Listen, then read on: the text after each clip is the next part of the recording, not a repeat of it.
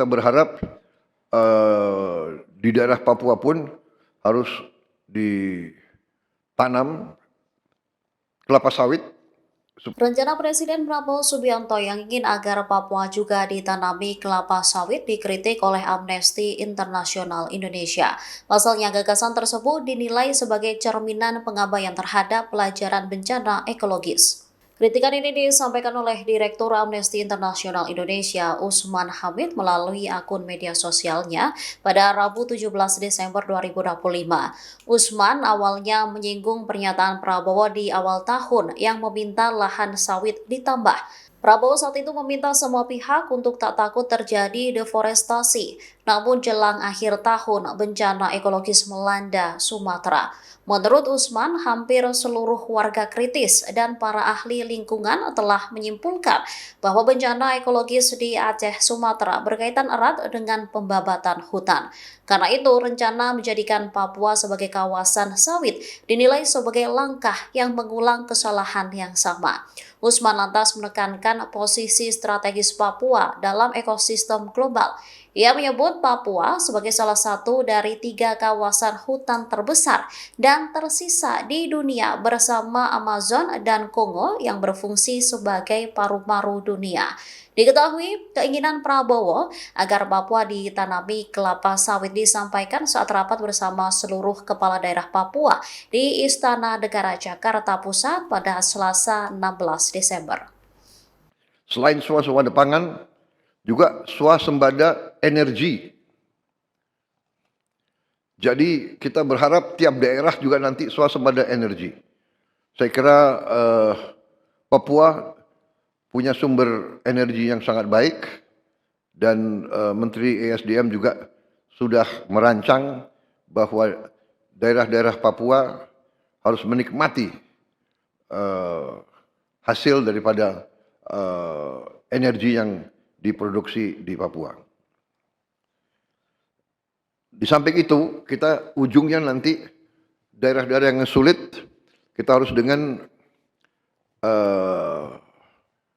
menggunakan tenaga surya atau tenaga air. Teknologi tenaga surya sekarang sudah semakin murah dan ini bisa untuk mencapai daerah-daerah yang terpencil. Juga tenaga hidro juga sekarang ada hidro yang mini yang bisa juga dipakai di daerah-daerah yang terpencil. Ini semua adalah supaya ada kemandirian tiap daerah. Kalau ada tenaga surya dan tenaga air, tidak perlu kirim-kirim BBM mahal-mahal dari daerah-daerah lain. Dan juga nanti kita berharap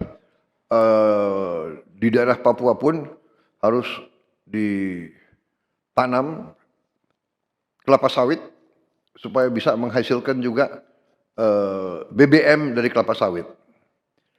Juga tebu menghasilkan etanol. Singkong, kasava juga untuk menghasilkan etanol. Sehingga kita rencanakan dalam 5 tahun semua daerah bisa berdiri di atas kakinya sendiri, swasembada pangan dan swasembada energi. Dengan demikian, kita akan menghemat ratusan triliun untuk subsidi, ratusan triliun untuk import BBM dari luar negeri. Tahun ini, tiap tahun kita mengeluarkan ratusan triliun untuk import BBM. Kalau kita bisa tanam kelapa sawit, tanam singkong, tanam tebu, pakai tenaga surya dan tenaga air, bayangkan berapa ratus triliun kita bisa hemat tiap tahun. Menteri SDM, berapa import kita BBM dari luar? 520 triliun. Bayangkan, kalau kita bisa potong setengah, berarti ada 250 triliun. Apalagi kita bisa potong 500 triliun.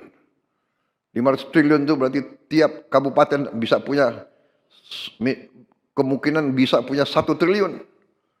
Tiap kabupaten. Bagaimana membangunnya kita coba? Bayangkan kita biar negara kayak apa. Ini bisa kita lakukan.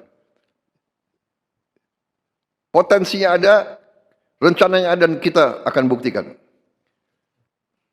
Kita akan buktikan bahwa kita menuju ke situ. Tidak bisa seketika, tapi kita sudah mulai ke arah situ. Mulai tahun depan, Menteri ESDM melaporkan ke saya kita tidak akan import solar lagi dari luar negeri. Mulai tahun depan. Kita harapkan dalam 4 tahun kita juga bisa tidak import bensin dari luar. Download Tribun X sekarang, menghadirkan lokal menjadi Indonesia.